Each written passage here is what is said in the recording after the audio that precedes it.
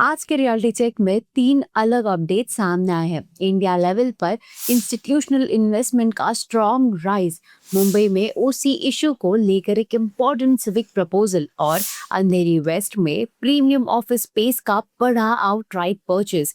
तो चलिए शुरू करते हैं ओवरऑल मार्केट सिग्नल से, जहां लार्ज कैपिटल का कॉन्फिडेंस फिर क्लियरली दिख रहा है। 2026 के जनवरी से मार्च क्वार्टर में इंडियन रियल एस्टेट में इंस्टीट्यूशनल इन्वेस्टमेंट 25% बढ़कर 1.6 बिलियन डॉलर्स तक पहुंच गया है।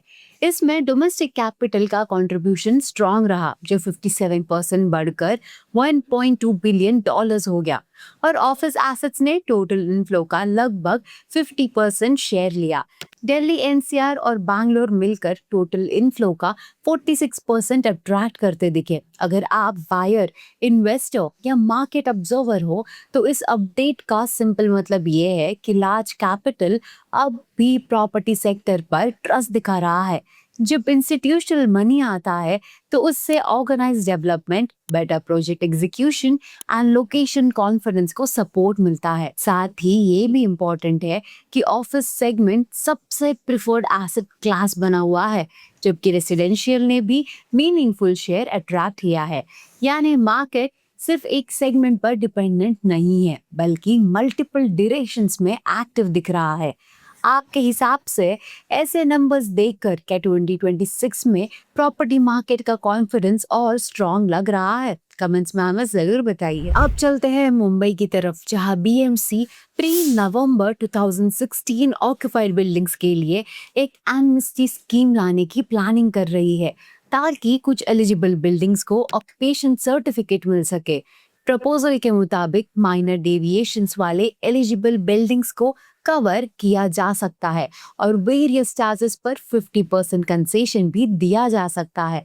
इसका फायदा उन रेसिडेंट्स को हो सकता है जो सालों से ओसी के बिना बिल्डिंग्स में रह रहे हैं और वाटर चार्जेस या पेपर वर्क में दिक्कत फेस करते हैं।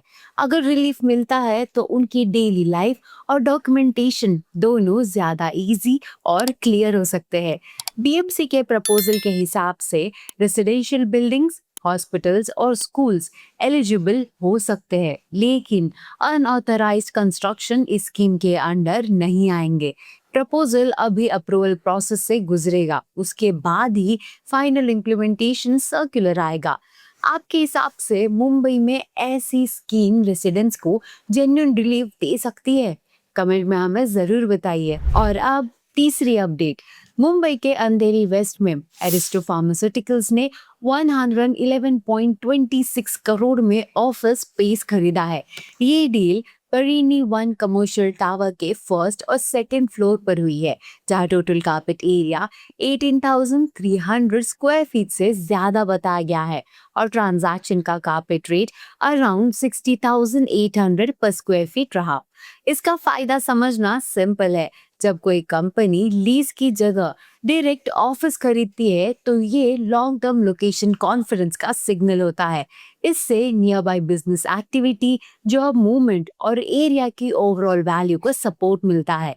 अंधेरी west strong connectivity, business access और सोशल इंफ्रास्ट्रक्चर की वजह से एक इम्पोर्टेंट कमर्शियल माइक्रो मार्केट बना हुआ है।